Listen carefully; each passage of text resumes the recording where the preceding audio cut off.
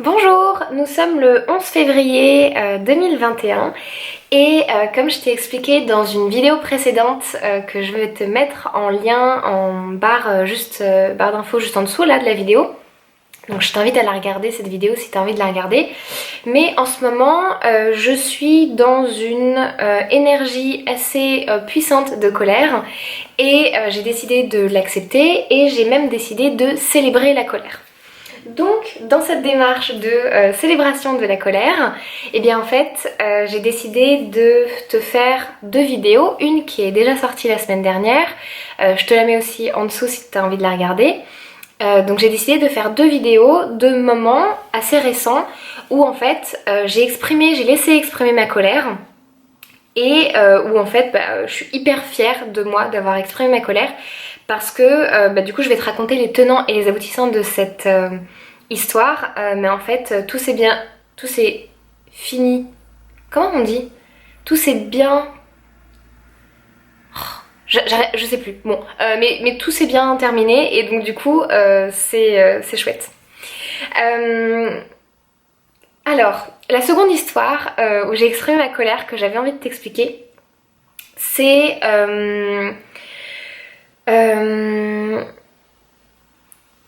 il y a un an en fin de compte. Donc là c'est l'anniversaire. C'était je pense en janvier. Ouais, c'était janvier 2020.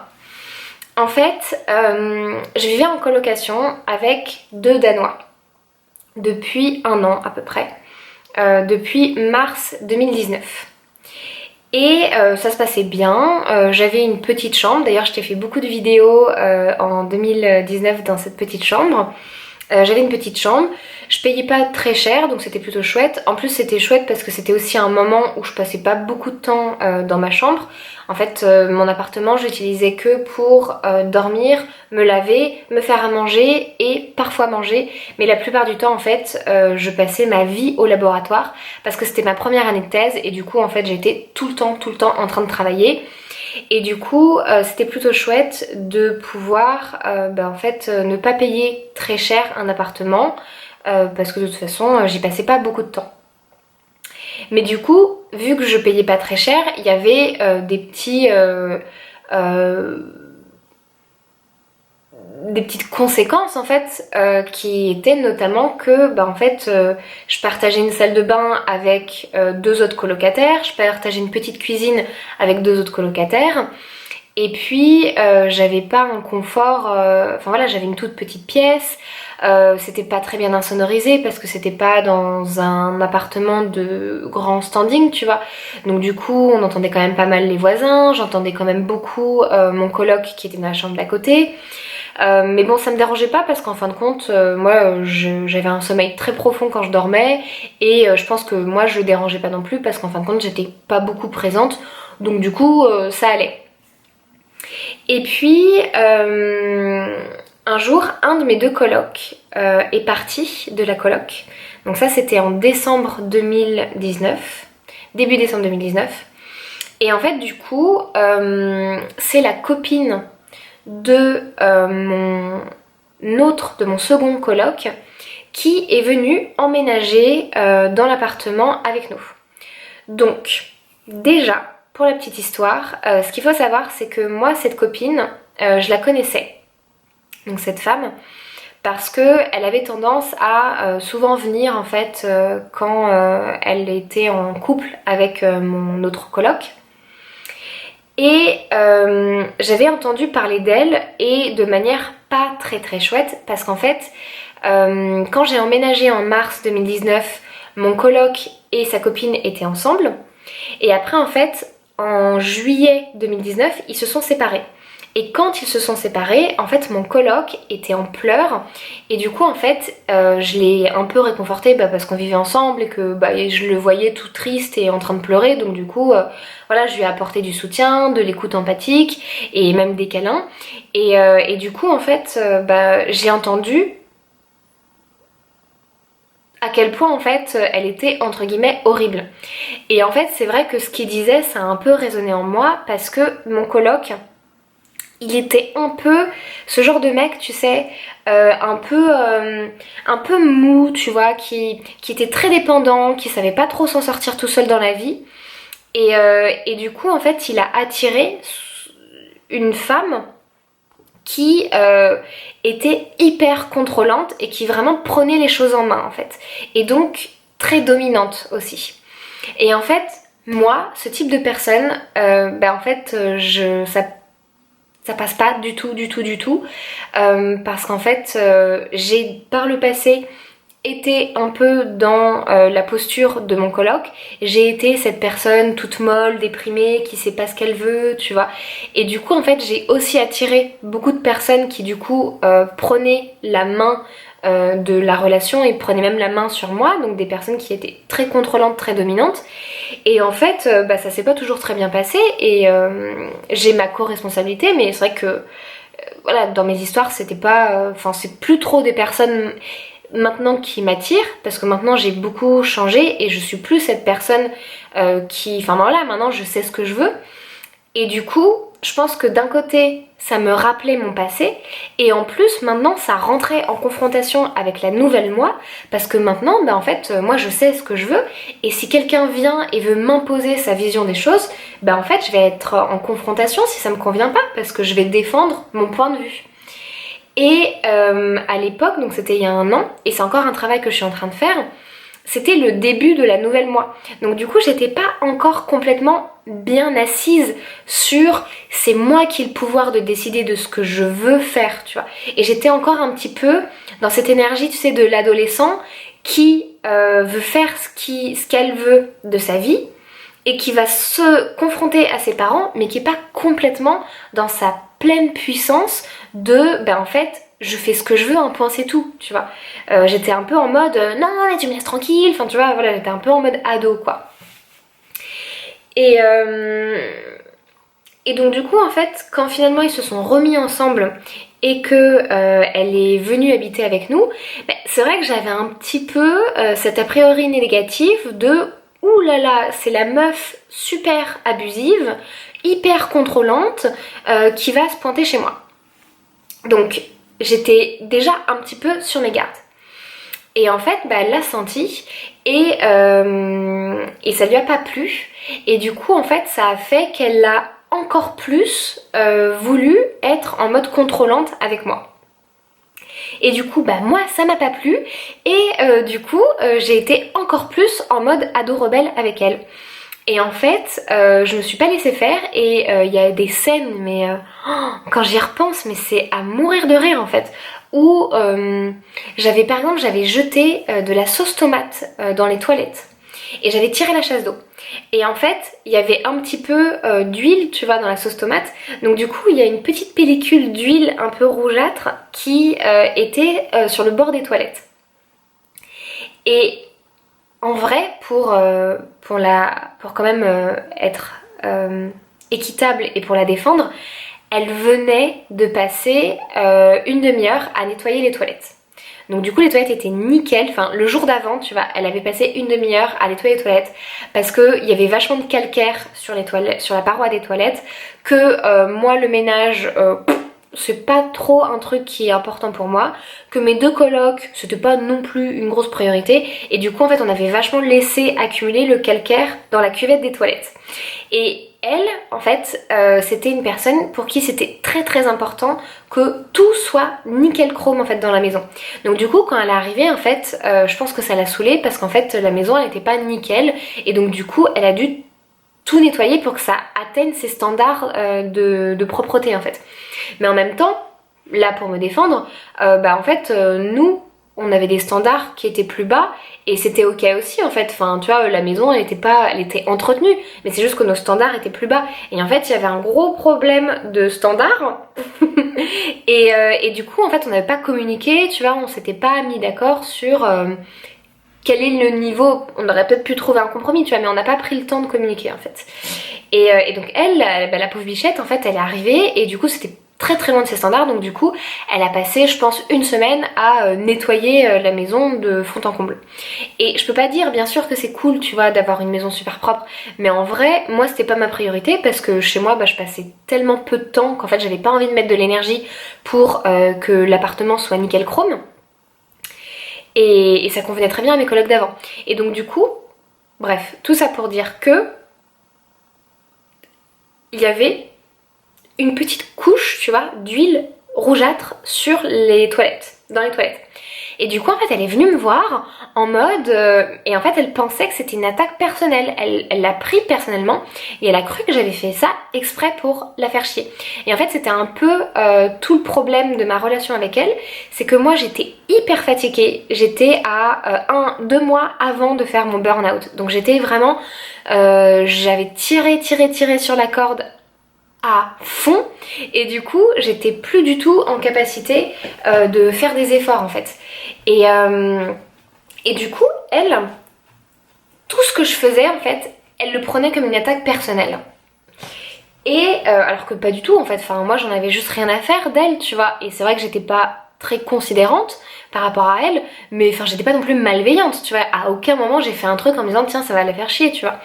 Et du coup en fait elle vient me voir et elle me fait ouais c'est toi, putain elle va vraiment me parler comme une gamine quoi, ouais c'est toi qui a mis un truc rouge dégueulasse dans la cuvette des toilettes. Et je fais oui, pourquoi? Elle me fait ouais parce que moi j'ai passé une demi-heure hier à nettoyer la cuvette des toilettes et je comprends pas pourquoi ça te vient l'idée de mettre de la sauce tomate dans les toilettes. Moi je mets pas de sauce tomate dans les toilettes. Enfin tu vois elle commence à m'expliquer que elle est mieux que moi parce qu'elle ne met pas de sauce tomate dans les toilettes. Enfin mais vraiment la scène tu vois. Et du coup elle me dit donc j'aimerais bien que tu nettoies les toilettes après avoir mis de la sauce tomate dedans. Du coup là je comprends que elle a besoin que je nettoie les toilettes et je suis d'accord, je comprends que étant donné qu'elle a passé une demi-heure à nettoyer les toilettes hier, je comprends que ça puisse l'enquiquiner, que maintenant les toilettes ne soient pas propres parce qu'il y a une petite pellicule de gras rouge de sauce tomate dans les toilettes.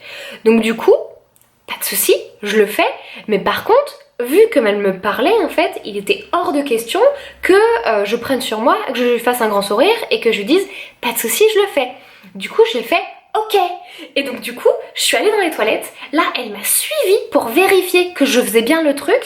J'ai pris la brosse à chiottes et j'ai commencé à nettoyer les chiottes en la regardant en mode c'est bon là, c'est bon là, t'es contente? Du coup là elle m'a regardée en mode ok. Je pense qu'elle avait pas l'habitude en fait de voir quelqu'un exprimer de la colère comme ça. Et à partir de ce moment-là en fait, de l'épisode de la brosse à chiottes, ben en fait notre relation n'a fait que empirer en fait. On n'a jamais réussi. Moi j'avais clairement pas la ressource en énergie pour faire que ça allait mieux. Et elle avait clairement pas les capacités émotionnelles, en fait, l'intelligence émotionnelle, je pense, pour le faire. Et du coup, en fait, mais c'est parti en cacahuète. Et au bout de 2 semaines, j'ai fait ok, je me barre, j'en ai marre. Et donc du coup, j'ai commencé à chercher un appartement, j'ai donné mon préavis d'1 mois. Et 1 mois plus tard, j'étais partie. Et en fait, encore une fois, j'ai pas passé un mois très agréable à vivre avec du coup mon ancienne coloc. J'ai clairement pas passé des moments hyper agréables en fait parce que moi j'aime pas le conflit en fait et le fait d'agir comme une gamine tu vois ça m'a pas fait du bien dans mon petit cœur.